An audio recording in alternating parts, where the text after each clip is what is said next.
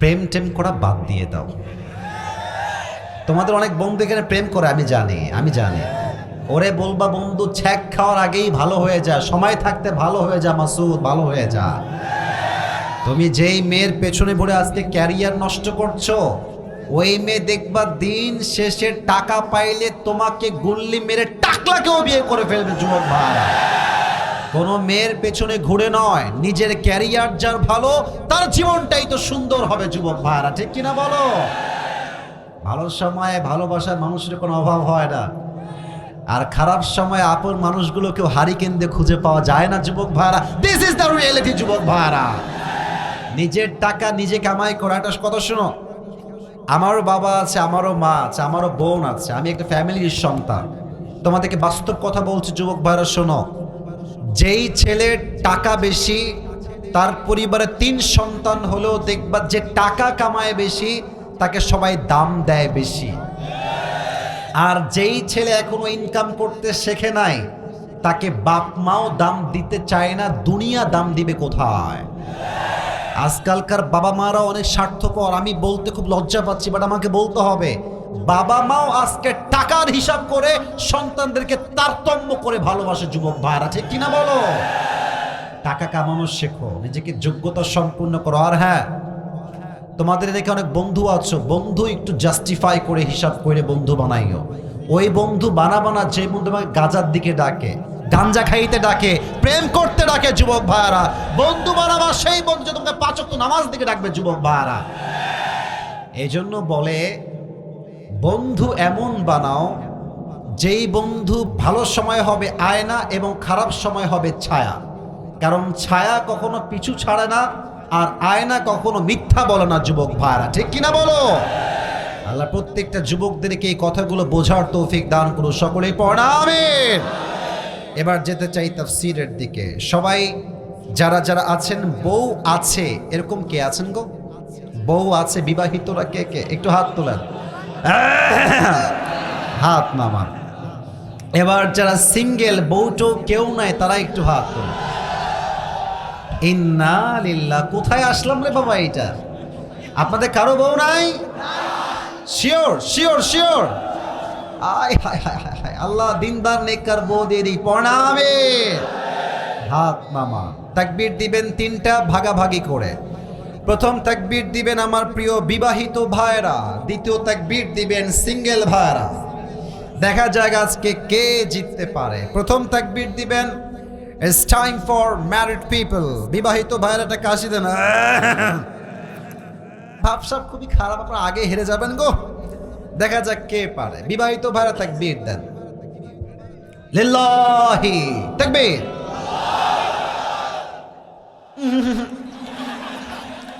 মোটামুটি খুবই খারাপ অবস্থা রে। সিঙ্গেলরা সবাই একটা কাশি দাও। লিল্লাহি তাকবীর। বিবাহিতরা fail.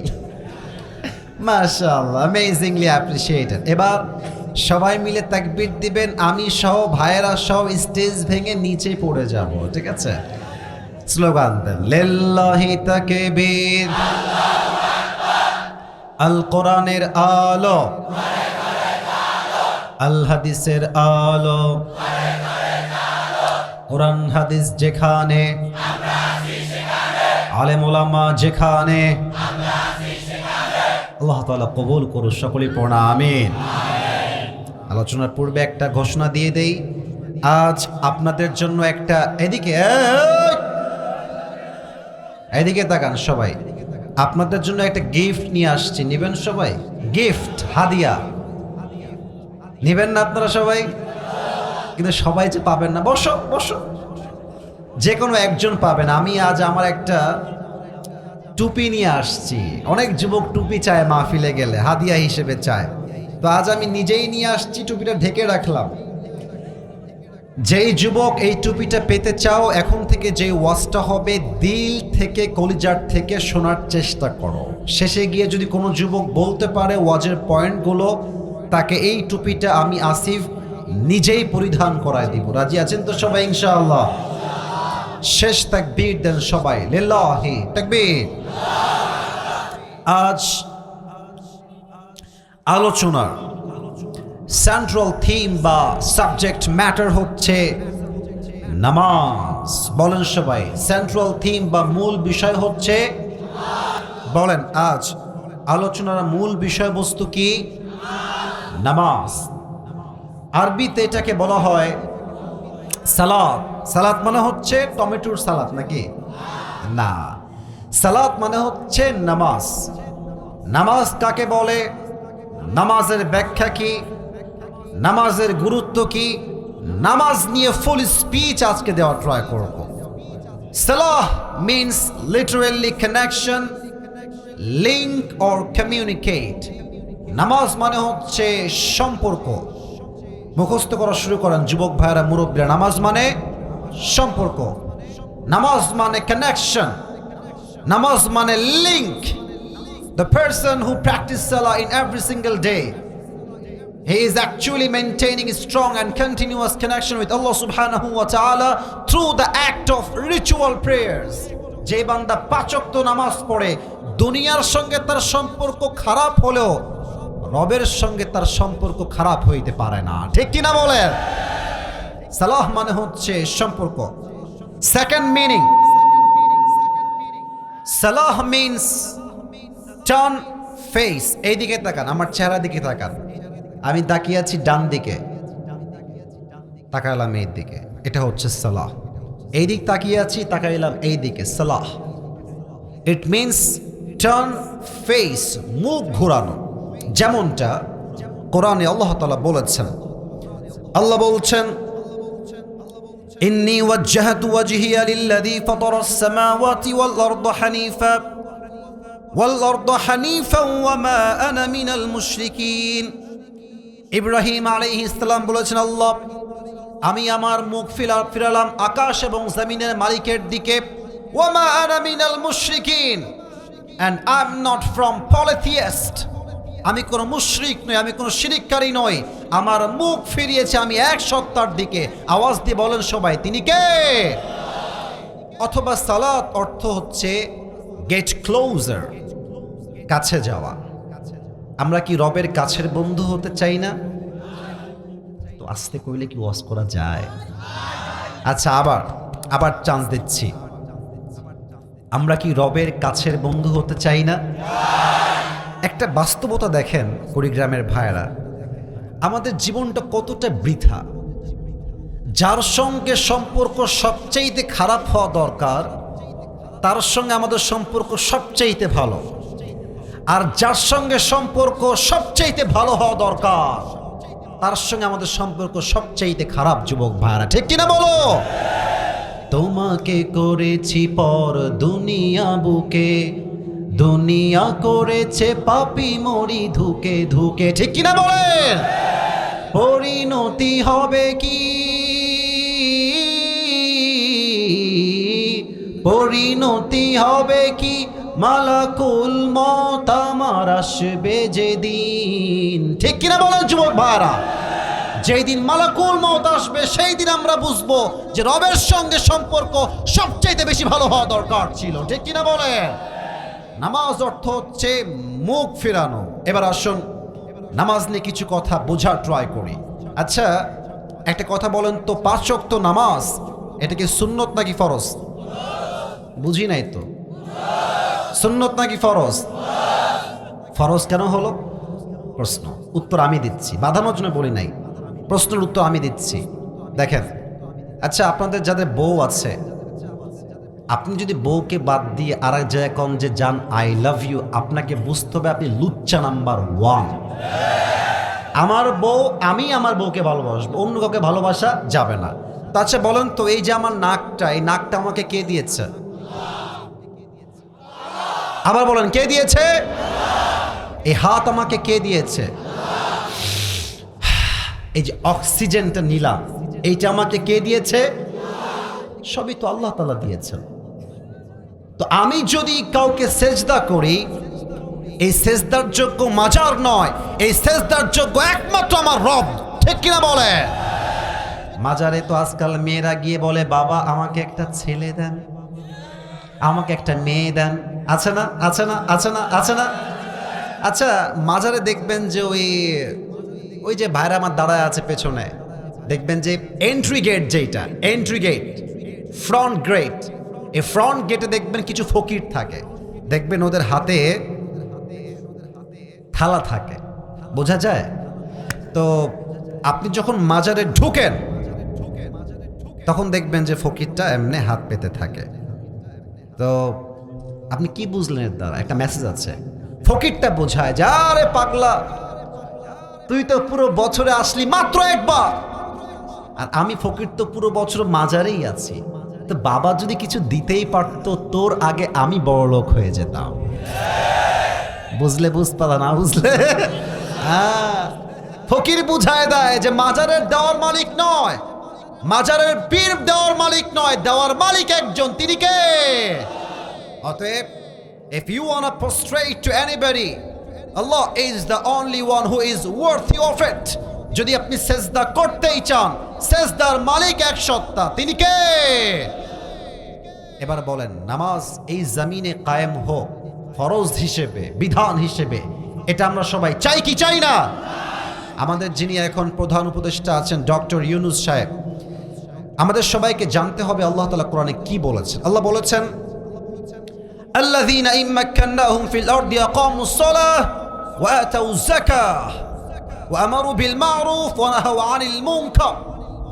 When someone becomes the prime minister of a country, the first thing he does is make salah compulsory. যখন কোনো মানুষ কোনো দেশের প্রধানমন্ত্রী হবে, তার প্রথম কাজ আল্লাহর জমিনে আল্লাহর বিধান নামাজকে বাধ্যতামূলক করে দেওয়া। যুবক ভাইরা, এটা আমার কথা নয়, এটা আল্লাহর কথা। এই যে আপনাদের কুড়িগ্রাম, রংপুর, নীলফামারী কিছু অফিস আছে না? আছে কি না বলেন সবাই? ব্যাংক আছে না? আদালত আছে না? থানা আছে না? স্কুল আছে না? আচ্ছা দেখেন তো, আগামীকাল সরকার থেকে আইন পাশ করা হবে, শুধু বলছি এক্সাম্পল হিসেবে, যে আগামীকাল থেকে বাংলাদেশে যত স্কুল আছে, যখনই জোহরের আজান হয়ে যাবে, স্কুলের হেড টিচার হবেন ইমাম। কালকে ঘোষণা হবে যতগুলো কলেজ আছে কুড়িগ্রামে, রংপুরে, পুরো বাংলাদেশে, যখনই জোহরের আজান হয়ে যাবে কলেজের হেড টিচার হবেন ইমাম। যতগুলো ইউনিভার্সিটি আছে বাংলাদেশের, প্রত্যেকটা ইউনিভার্সিটি যখন জোহরের আজান হয়ে যাবে ইমাম হবে ভাইস চ্যান্সেলর অথবা যে হেড টিচার, সে। প্রত্যেকটা থানার ওসি হবে ইমাম, প্রত্যেকটা আদালতের জজ হবে ইমাম, প্রত্যেকটা অফিসে বস হবে ইমাম। এই যদি হয় দেশের দৃশ্য, সুদ থাকবে? বোঝেন নাই? ঘুষ থাকবে? বঙ্গভবন যখন সংসদ ভবনে সংসদ চলবে, আজান হয়ে যাবে, দেশের প্রধানমন্ত্রী হবে সমস্ত এমপি মন্ত্রীদের ইমাম। এটা এখন সম্ভব, আগে তো সম্ভব ছিল না। আগে তো বেড়ি মানুষ ক্ষমতায় ছিল। যুবক ভাইরা, কি একটা অবস্থা চিন্তা করেন। যার সময় বলতেছে যে আমার অন্যায়টা কি, আমার দোষটা কি, আমি বলি আপনার কোনো দোষ না, আপনি নিষ্পাপ মাসুম বাচ্চা একেবারে। আচ্ছা, একটা কথা আপনারা একমত হবেন কিনা, আমার এটা একটা পার্সোনাল পয়েন্ট অফ ভিউ, আপনারা একমত হতে বাধ্য, উপায় নাই একমত না হওয়া ছাড়া। আমি এবং আমরা সবাই আগামীতে এই দেশে কোনো নারী নেতৃত্বই দেখতে চাই না। আমরা কুড়িগ্রামের ভাইরা, আমরা পুরুষকে ক্ষমতায় দেখতে চাই। তবে যে কোনো পুরুষ হলেই চলবে না। যেই পুরুষ আল্লাহর এই জমিনে আল্লাহর রাজ কায়েমের কথা বলবে, দিন কায়েমের কথা বলবে, কোরআনের বিধানকে, সংবিধানকে যে পুরুষ এই আল্লাহর জমিনে কায়েম করবে, এমন কোন ইসলামী দলকে আমরা ক্ষমতায় দেখতে চাই। সবাই কি দ্বিমত না একমত? অতএব ইসলাম যদি এই জমিনে কায়েম হয়ে যায়, প্রথম জিনিস বাধ্যতা হবে কি? নামাজ। অফিসে কাজ করবে, লেখা থাকবে অফিসের মেইন গেটে, এই অফিসে চাকরি করতে হলে নামাজ বাধ্যতামূলক। যেই স্টাফ নামাজ পড়ে না তার চাকরি আউট হয়ে যাবে। এটা যদি লেখা থাকে ফ্রন্ট গেটে, আমি সাক্ষী দিয়ে বলছি যুবক ভাই, আল্লাহকে সাক্ষ্য রেখে বলছি, অফিসের প্রত্যেকটা স্টাফ বাধ্যতামূলক নামাজি হয়ে যাবে, ঠিক কিনা বলেন? 3 নাম্বার কথা। 4 নাম্বার কথা বড় মারাত্মক কথা, এটা বুঝলে আপনার জীবনটা পরিবর্তন হবে বলে আমি আশা রাখছি। বলেন তো সবাই, নামাজটা একা পড়া উত্তম না জামাতে পড়া উত্তম? জামাতে পড়া উত্তম। আর একটা প্রশ্ন করছি, আল্লাহ তাআলা বলেছেন, এটা আমার কথা না, এটা আল্লাহর কথা, আমি আয়াতটা বের করেই পড়ছি। 21 নম্বর পারার ঠিক 1 নম্বর পৃষ্ঠায় আল্লাহ তাআলা বলেছেন, ইন্নাস সালাতা তানহা আনিল ফাহশাই ওয়াল মুনকার।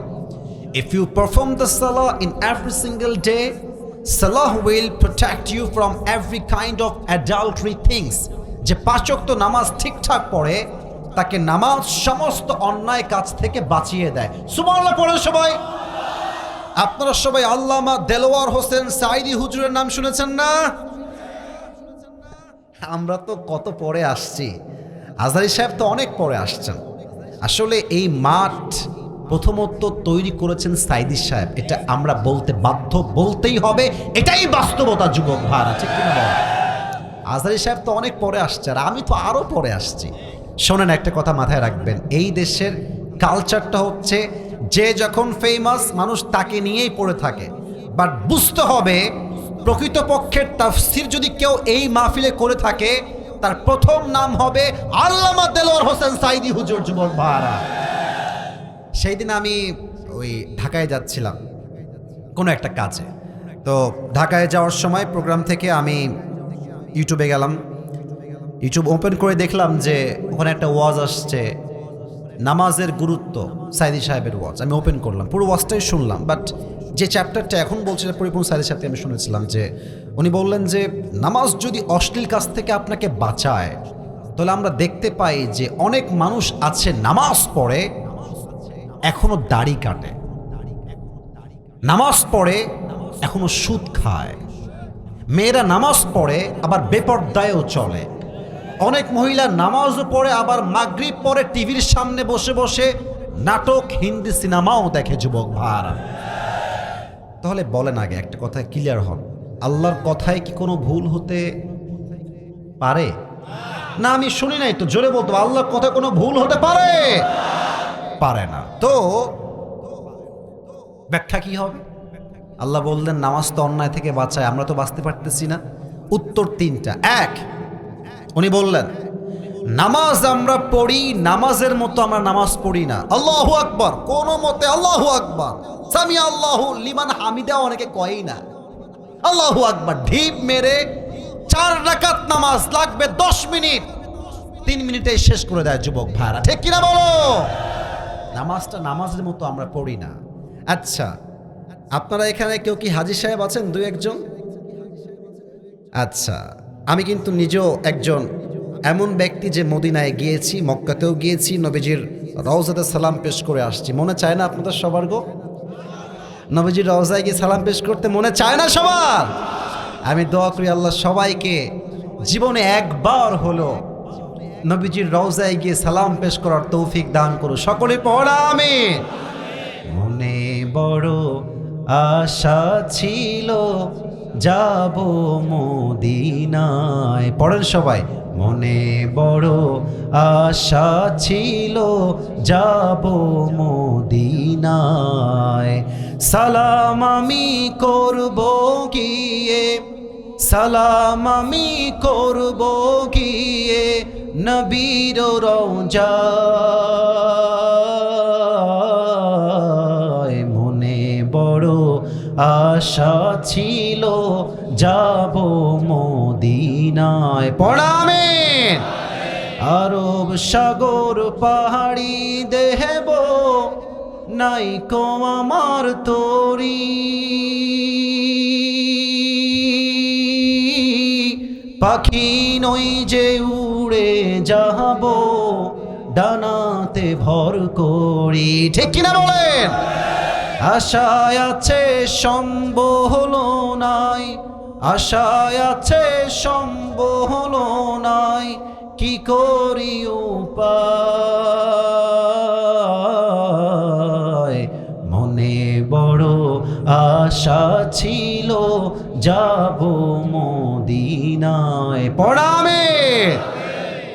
তো যেটা বলছিলাম আমার কলিজার টুকরা যুবক ভাইরা, আমার নবী করিম সাল্লাল্লাহু আলাইহি ওয়াসাল্লামের রওজায় আমি নামাজ পড়েছি, মক্কায় আমি নামাজ পড়েছি, কাবার সামনে নামাজ পড়েছি। ইমাম সাহেব যখন তেলাওয়াত করে ইমাম সাহেব নিজেও কাঁদে, মুসল্লিরাও কাঁদে। কারণ কি? তারা যা পড়ে আরবি ভাষা তারা বোঝে, আমরা কিন্তু বুঝি না। আলহামদুলিল্লাহি রাব্বিল আলামিন আর রহমানির রহিম, কে কয়জন আছে যে অর্থ বোঝে? ইযা জাআ নাসরুল্লাহি ওয়াল ফাতহ, অর্থ কয়জন বোঝে? অনেকেই বোঝে না। ইন্না আ'তাইনাকাল কাউসার, অর্থ কয়জন বোঝে? পড়ি, অর্থ বুঝি না। আমাদেরকে পড়তেও হবে, অর্থও জানতে হবে, তবেই নামাজে মনোযোগ বাড়বে। ঠিক কিনা বলে? নাম্বার 2, আমরা অর্থ বুঝি না। নাম্বার 3, নামাজ পড়ছে যুবক, আল্লাহু আকবার, সূরা ফাতিহা পড়ছে আর ভাবছে আমার বিয়েটা কবে হবে। শীতকাল তো পার হয়েই গেল, আমার কি বউ কপালে জুটবে না নাকি? নামাজ পড়ছে এখানে, দেহ আছে এখানে, মন আছে আর এক জায়গায়। ঠিক কিনা বলে? এই নামাজ আপনি কিয়ামত অবধি পড়লো, আপনার নামাজ দিয়ে আল্লাহর 2 পয়সা কোনো ফায়দা হবে না, আর এই নামাজ দিয়ে অন্যায় থেকেও বাঁচা যাবে না। অতএব আল্লাহর কথা ঠিকঠাক আছে, বাট আমাদের নামাজ as it is should be, it is not like that. এটা যেমন হওয়া দরকার, আমরা এক চুল পরিমাণ নামাজকে সেই পরিমাণ আদায় করতে পারছি না যুবক ভাইরা। ঠিক কিনা বলেন? নামাজে মনোযোগ কাকে বলে? একটা হাদিস ঘটনা শোনাচ্ছি, দেখেন। আল্লাহর হাবিব যুদ্ধ থেকে কামব্যাক করছেন মদিনার দিকে। রাত বাজে প্রায় 2টা থেকে 3টা, গভীর অন্ধকার রাত। আল্লাহর হাবিব বললেন সাহাবা একরাম থেকে, তোমরা সবাই ঘুমিয়ে যাও। আর 2 জন সাহাবী, এই তোমরা 2 জন দাঁড়াও।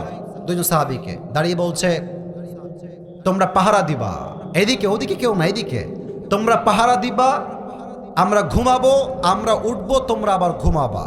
তো সবাই ঘুমায় গেছে, নবীও ঘুমায় গেছে। 2 জন সাহাবী পাহারায় আছে।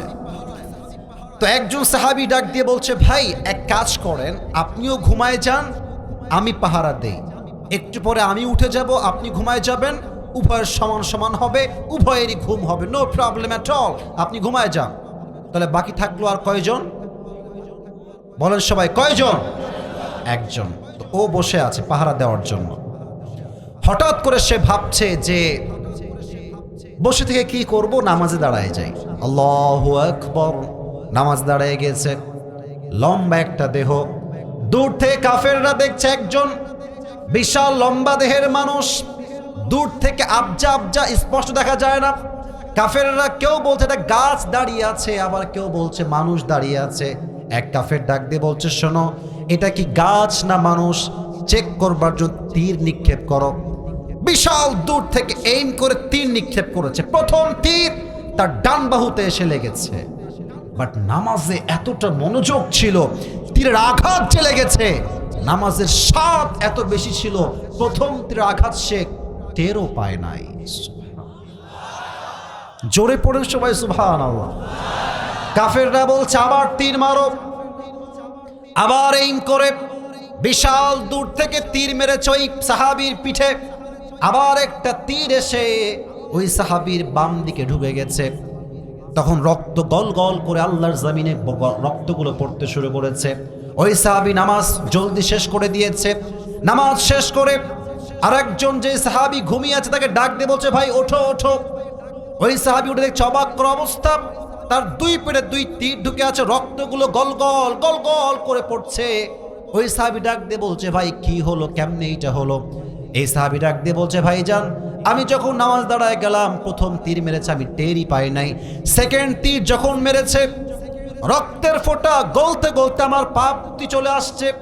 আমি চিন্তা করলাম নামাজের মাঝে এমন আমার স্বাদ ছিল, আল্লাহর নবীর জীবন যদি আমার দায়িত্বে না থাকতো, নামাজে এত স্বাদ ছিল আমার। সাহাবা একরামরা বলছে, যদি আমার পিঠে হাজার হাজার তীর নিক্ষেপ করা হতো, যতক্ষণ পর্যন্ত আমার রুহে একটা জান ছিল, ততক্ষণ পর্যন্ত আমি নামাজটাই ছাড়তাম না। শুধুমাত্র নবীর জীবনটা আমার দায়িত্বে আছে, একটাই কারণে, নবীর জীবন যেন কোনো ক্ষতি না হয়ে যায়, এই জন্য আমি সবার আগে খুব দ্রুত নামাজ শেষ করে দিয়েছি। আল্লাহু আকবার। কি নামাজ! তীর ঢুকেছে। He didn't realize, he didn't feel that pain, যেখানে তীর আছে এখানে তীর আছে। নামাজ কতটা মনোযোগ ছিল তাদের। আমার প্রিয় নবীজি যেদিন অসুস্থ হলেন, জীবনের শেষ মুহূর্ত, ইন্তেকালের দিনে, ফজরের সময় নবীজির ইশারার সময় প্রচন্ড জ্বর। আল্লাহর হাবিব জ্বরে বিছানার থেকে উঠতে পারছেন না। কয়টা হাদিস বলবো নামাজ নিয়ে আপনাদেরকে, ওয়াজ শুনবেন না আজকে আপনারা সবাই? যদি আমি একটু 12টার পরে ওয়াজ করি, থাকবেন না আপনারা সবাই? আমি টাইম দিয়েছি 12টা পর্যন্ত, অর্থাৎ 1 ঘন্টা। বাট আসলে কি জানেন, সব জায়গায় নিয়ম দিয়ে ওয়াজ হয় না, মাঝে মাঝে ভালোবাসার জন্য নিয়মটা ভাঙতেও হয় যুবক ভাইয়ারা। আল্লাহর হাবিব জ্বরে এতটা কষ্টে আছেন, নামাজ পড়তে যে উঠবেন শক্তি নাই, শুয়ে আছে জ্বরে। আবু বকর রাদিয়াল্লাহু তাআলা আনহু নবীর অপেক্ষা আছে, নবী কখন আসবে নামাজ পড়াবার জন্য। দাঁড়িয়ে দাঁড়িয়ে অপেক্ষা করতে করতে নবীজি নামাজ পড়াতে আসছেন না। আবু বকর নিজে ইমাম হয়ে দাঁড়িয়ে গিয়েছে। আল্লাহু আকবার। কিরাত পড়ছে নামাজের মাঝে, আলহামদুলিল্লাহি রাব্বিল আলামিন আর রহমানির রহিম মালিকি ইয়াউমিদ্দিন ইয়্যাকা না'বুদু ওয়া ইয়্যাকা নাস্তাঈন ইহদিনাস সিরাতাল মুস্তাকিম। এই মধুর কণ্ঠে তেলাওয়াত করছেন আর নবীর কানে সে আওয়াজ গিয়েছে। নবীজি ডাক দিয়ে বলছেন, আয়েশা নামাজ কে পড়াচ্ছে আমাকে বলো। আয়েশা ডাক দিয়ে বলছে, রাসূলুল্লাহ ইয়া হাবিবাল্লাহ, নামাজ আমার প্রিয় আব্বাজান পড়াচ্ছে। বলছে, এদিকে আসো, আমার কাছে আসো, আমাকে একটু উঠাও। নবীজির পিঠে হালকা হাত দিয়ে আয়েশা উঠিয়েছে। জানালার কাছ থেকে নবীজি দেখছে জামাতে নামাজ পড়ছে। নবীজির 2 চোখ বেয়ে বেয়ে বেয়ে বেয়ে পানি পড়ছে। আয়েশা বলছে, নবী হে, আপনার 2 চোখের কোঠায় পানি কেন? সাহাবায়ে কেরাম তো নামাজই পড়ছে, আপনি কাঁদছেন কেন? আল্লাহর হাবিব বলছেন, এই যে জামাতের নামাজটা আমি নবীজি দেখছি, এই জামাতকে কায়েম করবার জন্য আমি নবীজির দাঁত শহীদ হয়ে গেছে। আবার উহুদের ময়দানে দান মুবারক শহীদ হয়েছে। হাজার হাজার সাহাবীর জীবনের বিনিময়ে, রক্তের বিনিময়ে, শহীদ হওয়ার বিনিময়ে আল্লাহর জমিনে আল্লাহর জামাত কায়েম হয়েছে। যুবক ভাইরা, ঠিক কিনা বলে?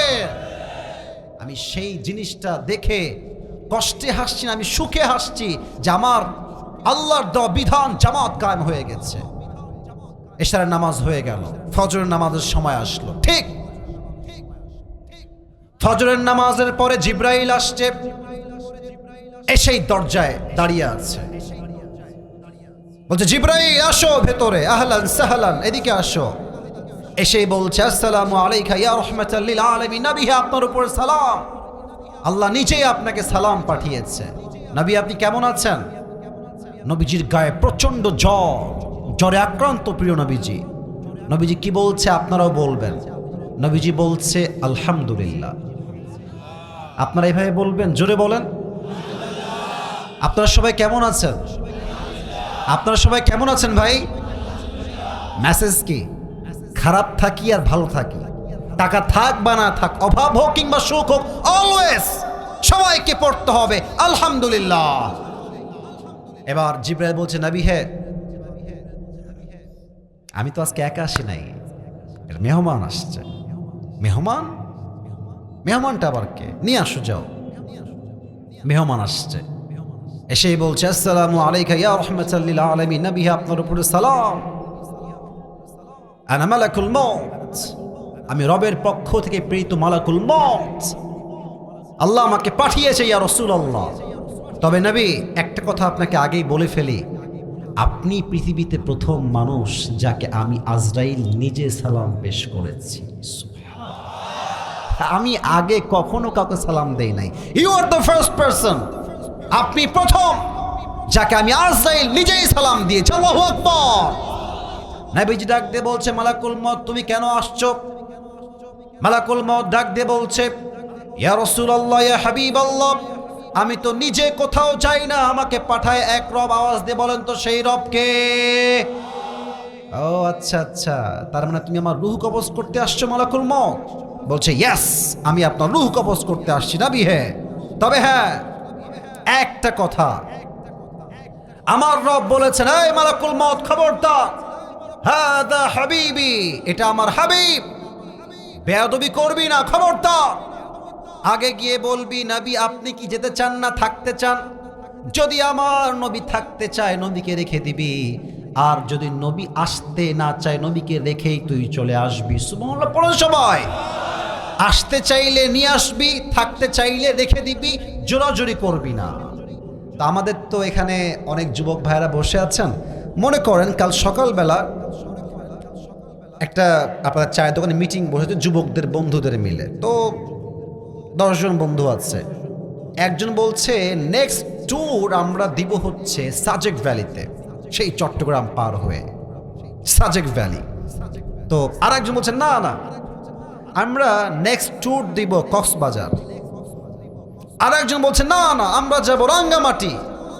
তো দেখবেন যে যে যার বন্ধু সে যেখানে যেতে চায় তার বন্ধু সেখানে যেতে চায়। যুবক ভাইরা ঠিক কিনা বলো? তা আমি বসে আছি, এ মুরব্বি কই যায়? মুরব্বি, ও বাচ্চা আছে, আচ্ছা আচ্ছা আচ্ছা, যান যান যান যান। হায় হায়, কোন বাচ্চা কোলে নিয়ে আসছে গো? আচ্ছা সাইডে যান, এদিকে সবাই একটা কাশি দেন, লিল্লাহি তাকবীর। তো আমার বন্ধু যদি বলে কক্সবাজার যাব, আমার বন্ধু আমার দিকে তাকায় বলবে, আসিফ কিরে তুই কোন দিক যাবি? তা আমিও বলবো, বন্ধু চলো আমিও কক্সবাজারে যাব, তুমি যাবা যেখানে আমি আছি সেখানে।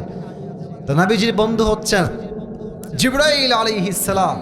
মালাকুল মউত বলছে, নবী হে আপনাকে যেতে হবে রবের কাছে, আমি নিতে আসছি আপনাকে। তো এদিকে তাকান, আমি চশমাটা একটু খুলি। নবীজি হাদিসে আসছে, 2 চোখ দিয়ে জিবরাইলকে দেখছে। জিবরাইল কে? কি বলো, কি করব আমি, বলো আমি কি যাবো না কি যাবো না? জিবরাইল বলছে, ইয়া রাসূলুল্লাহ, আল্লাহ তাআলা আরশে আজিমে আপনার সাক্ষাতের অপেক্ষায় বসে আছে, আপনি গেলেই ভালো হয়। নবীজি বলছে, তাই নাকি, যেতেই হবে? ঠিক আছে। এই না আয়েশা, আমার কলিজার টুকরা বউ আয়েশা কোথায়? এদিকে চলে আসো জলদি করে। আয়েশা রাদিয়াল্লাহু তাআলা আনহা দৌড়ে দৌড়ে আসছে। কি হয়েছে ইয়া রাসূলুল্লাহ, ইয়া হাবিবাল্লাহ, কি হয়েছে আপনার? এত জরুরি ডাক কেন আপনি আমাকে দিয়েছেন ইয়া রাসূলুল্লাহ? বলছে, আচ্ছা আয়েশা, তোমাকে যে আমি কয়েকদিন আগে কয়েক টুকরা স্বর্ণ দিয়েছিলাম, এই স্বর্ণগুলো কোথায়? বলছে, খুব যত্নে রেখেছি নবী হে, আমার ডয়ারে রাখা আছে আলমারিতে। বলছে, যাও ব্যাক, ফিরে যাও, সব নিয়ে আসো। এখন নিয়ে আসছে সব স্বর্ণ হাতে করে, কয়েক টুকরা স্বর্ণ।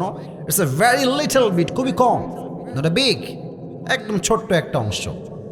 নবীজি বলছে, যাও এটা এখনই আল্লাহর রাস্তায় দান করে দাও। নবী, থাক না, এটা আমার কাজে আসবে, ফাতেমার কাজে আসবে, আমাদের সবার কাজে আসবে, থাক না বাসায়। নবীজি বলছে, আয়েশা, আমি আমার রবের সঙ্গে এমন অবস্থায় সাক্ষাৎ করতে চাই যে অবস্থায় আমি নবীর কাছে এক চুল পরিমাণ কোনো সম্পদের পাহাড় ছিল না। সুবহানাল্লাহ। আমাদের আজ কত অভিযোগ, আমি আসিফ সহ আমরা সবাই তো এখানে মধ্যবিত্ত পরিবারের সন্তান, আমরা ঠিক কিনা বলে? আরো চাই, আরো দাও। সাইকেল থাকলে বাইক চাই, বাইক থাকলে কার চাই, কার থাকলে BMW চায়, BMW থাকলে হেলিকপ্টার চায়, হেলিকপ্টার থাকলে জেট প্লেন, পার্সোনাল বিমান চায়, চাওয়ার কোনো শেষ নাই।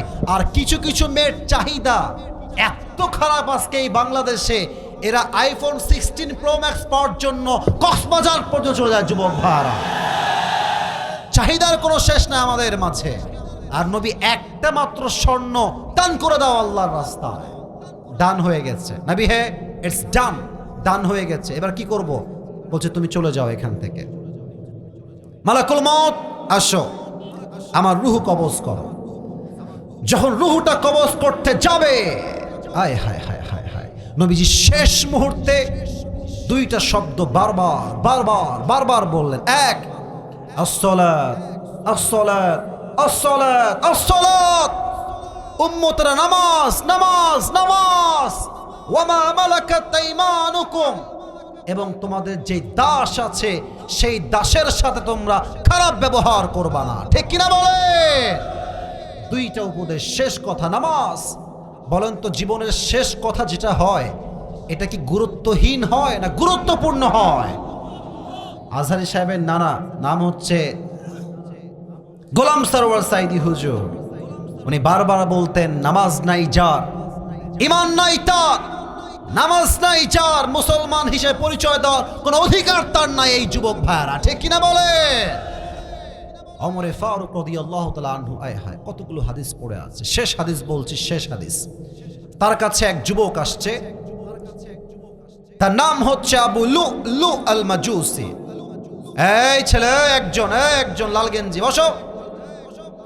একজন উঠছে, বসো, ওয়াশরুমে যাবা, পরে যাবা, এখন না। আচ্ছা, রাত তো 12টা বেজেই গেছে, আর 5 মিনিট সময় দেওয়া যায় না? সব ঠিকঠাক আছে। দুই একজন লাল আর হলুদ উঠাউঠি করতেছে, এরা মার না খেলে সোজা হবে না।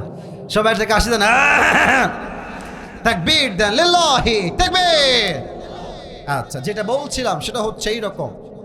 এসে বলছে, ইয়া ওমর, আমার যেই মালিক আছে সে প্রত্যেক দিন আমার কাছে 6 দিরহাম চার্জ করে। আমার হাত দেখে কোন কুড়িগ্রামের ফুলবাড়ির ভাইয়ারা কয় দিরহাম চার্জ করে? তো আপনি কথাবার্তা বলে এটাকে কমায় দেন। আমি এত দিরহাম দিতে পারবো না, আমার খুব কষ্ট হয়ে যায়, আমাকে 2 দিরহাম করে দেন। বলছে আচ্ছা দিব, বাট আমাকে আগে জানতে হবে যে আপনার what is the source of your business, what is the source of your earn money, তুমি কেমনে টাকা পাও, তোমার ব্যবসাটা আসলে কি ভাই? ওই যুবক ডাক দিয়ে বলছে, হুজুর আমি প্রত্যেক দিন খঞ্জর বানাই, চাকু বানাই, বাজারে বাজারে বিক্রি করে বেড়াই। অমর ডাক দিয়ে বলছে, যুবক তোমার যদি খঞ্জরের ব্যবসা, তুমি তো অনেক ধনী একজন মানুষ, তোমার তো অনেক টাকা, তোমার তো 2 দিরহাম নয় 10 দিরহাম চার্জ হওয়ার কথা। বলছো আচ্ছা আচ্ছা, সবাই যেহেতু মুসলমান তাই তুমি সবার বেলায় নরম, আর আমি যেহেতু কাফের তাই তুমি আমার বেলায় হয়েছে গরম, তাই না অমর? তোমার বিচার করতে আমি একাই যথেষ্ট। হুমকি দিয়ে ডান দিয়ে বের হয়ে গেছে। আর সারা রাত মিলে অমরকে হত্যা করবার জন্য বিশাল লম্বা একটা খঞ্জর বানিয়েছে, চাকু। খঞ্জর কেমন হয় আমার ডান হাত দেখেন, কুড়িগ্রামের ভেড়ার ডান হাত দেখেন, এটাও ছুরি, এটাও ছুরি, মাঝে হচ্ছে হ্যান্ডেল, মাকবুদতুহু ফি ওয়াসাতি, হ্যান্ডেলটা হচ্ছে মাঝখানে। এটাও চাকু, এটাও চাকু। ওমরে ফারুক আসছে নামাজ পড়াইতে। এই কাফের কি করেছে? শীতকালে আমরা কি মুড়ি দেই, যে এটা কি, কথা কন না কেন, এটা কি? চাদর। এদিকে তাকান, হাদিসটাকে প্র্যাকটিক্যালি বোঝায়, তাহলে বুঝে আসবে ভালো, হাদিসের মর্মার্থ বুঝবেন ভালো। এইভাবে চাদরটা নিয়ে এই পর্যন্ত নিয়ে আসছে, আর এই যে ডান পাশটা আছে চাদরের, এইটাকে এমনে দিয়ে পুরো মুখ ঢেকে ফেলেছে, জাস্ট লাইক এ নেকাব অফ গার্লস, মেয়েদের নেকাবের মতো পুরো মুখটাই ঢাকা। আর বিশাল লম্বা খঞ্জরটা পেটের ডান দিকে দিয়েছে, ঢেকে রেখেছে। নামাজ পড়তে আসছে ওমরে ফারুক ইমাম হয়ে, এসেই বলছে, সফু সফু ফাকুম, কাতার সোজা করো, কাঁধে কাঁধ মিলিয়ে দাঁড়াও, আল্লাহু আকবার। দাঁড়িয়েছেন নামাজে, সানা পড়েছেন, সূরা ফাতিহা পড়েছেন, কিরাত পড়েছেন, আল্লাহু আকবার। রুকুতে গিয়েছেন। যখনই রুকুতে গিয়েছে ওমরে ফারুক, পেছন থেকে আবু লুলু আল মাজুসি চাদরটাকে এমনে ধরে উড়াই দিয়েছে, আর এখান থেকে খঞ্জরটা বের করে, আমার পেট দেখেন সবাই, যতটুকু দেখা যায়, as much as you can see my belly side, এটা দেখেন পেটের দিকে, এই ছুরিটা নিয়ে পেছন দিক থেকে এসে সোজা ওমরের এই পেটের ডান দিক থেকে শুরু করে এমনে একটা পোঁচ দিয়েছে, আবার এমনে একটা, আবার 3টা এমন জোরে পোঁচ দিয়েছে, ওমরের পেট কেটে নাড়ি ভুড়ি সবগুলো বাহিরে বের হয়ে গেছে। ওমরে ফারুক নামাজের মাঝেই চিৎকার দিয়ে বলছে, কতালানি আল কালব, আমাকে একটা কুকুর হত্যা করেছে, আমাকে বাঁচাও, কে কোথায় আছো? এমনি অজ্ঞান হয়ে পড়ে গেছে। আর ওই কাফের হত্যা করে, ছুরি দিয়ে আঘাত করে বের হওয়ার সময় যত সাহাবী তাকে ধরতে গেছে, সবাইকে এমনে এমনে এমনে যারে পাইছে তারেই দিয়ে ছুরির আঘাত। হাদিসে আসছে 7 জন সাহাবী তার ছুরির আঘাতে জায়গায় জায়গায় স্পট ডেথ, জায়গায় শেষ, জায়গায় মারা গেছে, শহীদ হয়ে গেছে। ওমরে ফারুক অজ্ঞান হয়ে গেছে। সাহাবা একরাম তুলে ডানে নিয়ে আসছে। ডাক্তাররা সব দৌড় দিয়ে আসছে, ওমরের কি হলো, ওমরকে বাঁচাও। পানি নিয়ে আসছে, পানিটা আমার দিকে তাকান, দুই পিঠ এখানে হাত দিয়ে দুই পাশে হালকা করে ওমরকে তুলেছে, আর দুইটা ঠোঁট হালকা করে ফাঁক করে এই ঠোঁটের ফাঁকা দিয়ে পানি দিয়েছে। তো ওমরের পেটটা এমনভাবে কেটে গেছে, কুড়িগ্রামের ভাইয়েরা, পানিটা যখন ঢুকেছে গলা দিয়ে নেমে বুক দিয়ে নেমে পুরো পেট এমনভাবে কেটে গেছে, পানিগুলো সব বুক দিয়ে নেমে পেট দিয়ে গল গল করে বাহিরে বের হয়ে গেছে, পানি একটাও থাকে নাই। দুধ নিয়ে আসো ওমরের জন্য, দুধ নিয়ে আসছে, দুধ দিয়েছে, দুধ গলা দিয়ে ঢুকে বুক দিয়ে নেমে পুরো পেট কেটে ফেড়ে গেছে, সবগুলো দুধ গল গল করে পেট দিয়ে বাহিরে বের হয়ে গেছে। হায় হায় হায় হায়, এই দৃশ্য দেখে সাহাবা একরামদের চোখে অঝরে অঝরে পানি ঝরছে। হায় হায় হায় হায়, অর্ধজাহানের খলিফা, এমন এক শাসক যার শাসন আমলে বাঘ আর হরিণ এক খাটে পানি পান করেছে। আল্লাহু আকবার। দুধগুলো সব পেট দিয়ে বের হয়ে যাচ্ছে, কিছুই থাকে না। সব সাহাবী বুঝে গেছে Omar Farooq is going to die very soon, সে আর হয়তো বাঁচবে না, শেষ সময়। হঠাৎ এক সাহাবী তাকায় দেখছে ওমর ফারুক তার চোখটা এরকম মিটি মিটি হালকা করে খুলেছে, ভেরি লিটল বিট, একদম ছোট্ট করে। দৌড় দিয়ে আসে, ওমর মা লেখা, ইয়া ওমর, হে ওমর আপনার কি হয়েছে, আপনি কি ঠিক আছেন কিনা, আপনার শরীর ঠিক আছে কিনা? ওমর কোনো কথা বলছে না, সোজা বলছে এদিকে আসো, আর এই ইঙ্গিত করছে কানের দিকে, কানটা মুখের কাছে নিয়ে আসো। ওই সাহাবী দৌড় দিয়ে এসে কানটা মুখের কাছে দিয়েছে, ভেবেছে হয়তোবা ওমরে ফারুক বলবে এই তুমি আমার রাজ্যকে দেখে রেখো, আমার বউকে দেখে রেখো, বাচ্চাকে দেখে রেখো। এই চিন্তা করে তার কানটা ওমরের মুখের কাছে নিয়েছে। আহা, ওমরে ফারুক একবারও সন্তানের কথা নয়, বউয়ের কথা নয়, বাবার কথা নয়, মায়ের কথা নয়, ওমরে ফারুক শেষ কথা বলছে আসল্লান নাস, আসল্লান নাস, আসল্লান নাস। এই সাহাবী আমাকে আগে এটার উত্তর দাও, আমি যেই নামাজের ইমাম ছিলাম আমার অজ্ঞান হওয়ার পরে সাহাবা একরাম কি সেই নামাজটা জামাতের সাথে আদায় করেছে কিনা? জোরে সোরে সুবহানাল্লাহ পড়তে পারলেন না আপনারা সবাই মিলে? আল্লাহু আকবার। একটা মানুষের পেট কেটে গেছে, নাড়ি ভুঁড়ি বের হয়ে গেছে, পুরো রক্তাক্ত জায়গা, মারা যাবে সে কিছুক্ষণ পরে। কোন সাহাবী যার দুনিয়াতেই জান্নাতের টিকিটটা কনফার্ম হয়ে গেছে? এই মানুষটা সব ভুলেছে, নামাজ ভুলে নাই।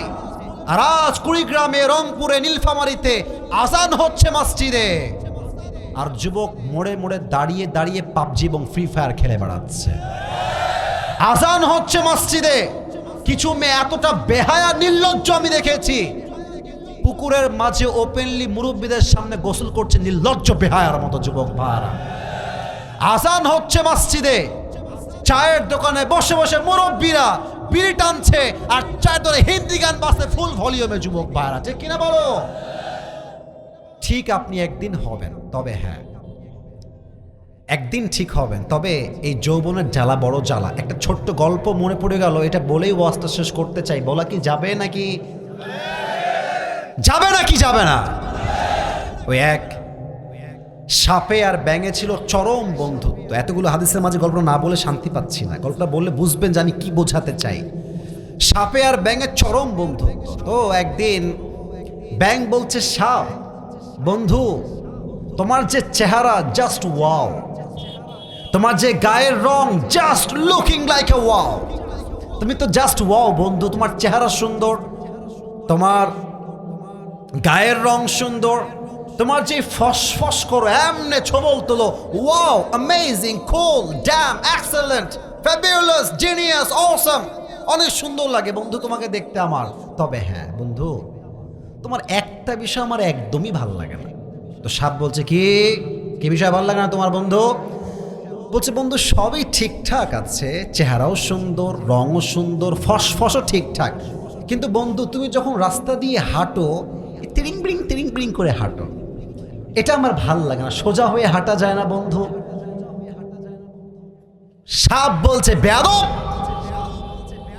এত বড় সাহস, তুই সাপের ভুল ধরিস। ফস করে উঠছে, খাইয়ে ফেলবে আপনি, ফস করে উঠছে।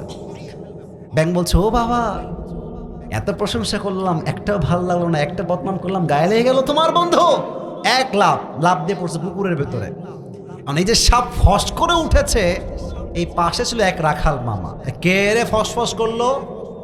দৌড় দিয়ে আসছে, দেখছে মাশাআল্লাহ সাপ বাবাজি এমনে আছে, আর রাখালের হাতে ছিল বিশাল বড় এক লাঠি।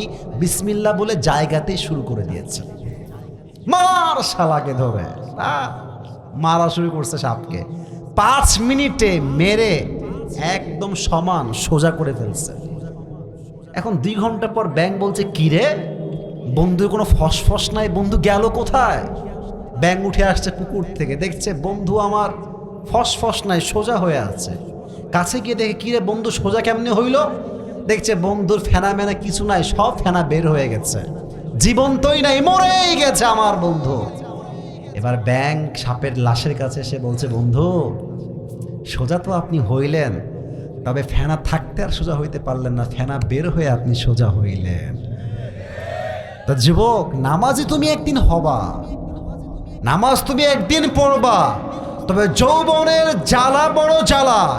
এই জ্বালা যেই দিন শেষ হবে, হায়াত শেষ মুহূর্তে আসবে, সেই দিন নামাজি হতে মনে চাইলেও 5 ওয়াক্ত নামাজ তুমি শরীরের বার্ধক্যের জন্য ঠিক মতো আদায়ও করতে পারবা না। ঠিক কিনা বলো?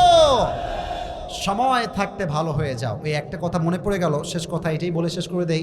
ওই এক মুরব্বী সারা জীবন ছিল বদমাইশ, সারা জীবন যুবক বয়সে তামা করে ফেলছে বদমাইশি করে, এখন শেষ বয়সে এসে হস টস করে অনেক ভালো হয়ে গেছে। এরকম লোক বাংলাদেশে আছে না? না ওয়াজ এভাবে বললে ওয়াজ করা যাবে না, আছে না নাই বলেন? সারা জীবন মানুষের হক মেরে খায়, জমিন মেরে খায়, এই সেই মারামারি করে এলাকার সবাই চেনে, এটা বদমাইশ নাম্বার 1। বয়সের শেষ জীবনে গিয়ে হাজি সাহেব হয়ে মাশাআল্লাহ ইয়ার ইয়ে তো আভি কবি জান্নাত সে ভাগ কে দুনিয়া আমি আই, হ্যাঁ, জুব্বা টুব্বা পরে ভালো হয়ে যায়। তো এক ছেলে, সাদা জুব্বা, পিচ্ছি বসো, এদিকে তাকান। এক ছেলে তার বাপকে মেরে ফেলেছে, হত্যা করে ফেলছে একেবারে। এখন এই হত্যার দায় কেমনে ঠেকাবে? কে বুদ্ধি দিবে? কাউকে পায় না, সবার কাছে যায়, ভাই কি বুদ্ধি, হত্যার মামলা থেকে বাঁচবো কেমন করে? তো কেউ বুদ্ধি দিতে পারছে না। তো একজন মুরব্বী বলছে, শোন, এই যে আমাদের এলাকার আগে বদমাইশ ছিল একটা মুরব্বী, আগে খুব বদমাইশ ছিল, এখন ভালো হয়ে গেছে, ওর কাছে যা, ও একটা বুদ্ধি দিয়ে দিবে। তো সে মুরব্বীর কাছে আসছে, এসে বলছে, চাচা বিপদে পড়ে গেছি। কিরে কি করেছিস তুই? ভাতে যাই দিগায়, কি করেছিস? বলছে, বাপকে মাইরা ফেলছে, একেবারে জায়গায় শেষ করে ফেলছে, এখন এই দায় ঠেকাবো কেমনে, মামলার দায় ঠেকাবো কেমনে? চাচা দেখেন কি বদমাইশ, মানে যে ভালো বয়সে হয় না, যুবক বয়সে, সে আসলে কখনোই ভালো হতে পারে না। যুবক ভাই কোনো দিকে আছে কিনা বলো? তো চাচা বলছে, কি এত বড় বদমাইশি কথা, আমি ভালো হয়ে গেছি, আমি এসব করি না এখন আর। যদি আমি ভালো না হতাম তাহলে বলতাম যে তুই মেরেই ফেলেছিস, এখন দড়িতে টাঙায় রেখে দেয়, কিন্তু যেহেতু ভালো হয়ে গেছে তাই আমি বুদ্ধিটা দিব না। বুদ্ধি কি আসলে দিয়েছে নাকি দেয় নাই? কি বদমাইশ দেখেন কি বলতেছে, যে আমি যেহেতু ভালো হয়ে গেছি তো তাই এগুলো বুদ্ধি দিব না, যদি আগের মতো থাকতাম তাহলে বলতাম যেহেতু মেরেই ফেলেছিস এখন রশি দিয়ে টাঙায় রেখে দে, মানুষ ভাববে ফাঁসি নিয়ে মরে গেছে, যেহেতু ভালো হয়ে গেছি আর বলবো না। তার মানে যে যুবক বয়সে ভালো হতে পারে না সে আসলে কখনোই আর ভালো হতে পারে না, ঠিক কিনা বলে? অতএব নামাজে ডাকলে তোমরা বলো, ভাই প্যান্ট খারাপ, কাল থেকে শুরু করব। এরকম বাটপাড়া আছে না? এই তোর প্যান্ট খারাপ কেন, তুই কি বিয়ে করছিস নাকি? আশ্চর্য, আমি দেখেছি, এই নামাজ চলো, এই চলো নামাজে চলো, আমার এলাকায় দেখেছি নামাজে চলো, হুজুর প্যান্ট খারাপ। আমি বুঝি প্যান্ট খারাপ হইল কেমনে? এটা হচ্ছে প্যান্ট খারাপ না, ওর চরিত্রটাই আসলে খারাপ। এটা হচ্ছে বাহানা, জাস্ট এক্সকিউজ। নামাজের ক্ষেত্রে কোনো বাহানা নয়। কিয়ামতের দিন প্রথম হিসাব হবে, আউয়ালু মা ইউহাসাবু বিহিল আবদু ইয়াউমাল কিয়ামাতি আস-সালাহ, প্রথম হিসাবটাই হবে নামাজ দিয়ে। যুবক ভাইরা ঠিক কিনা বলো? আমাদের সবাইকে 5 ওয়াক্ত নামাজি হওয়ার তৌফিক দান করুন। সকলে পড়া আমিন।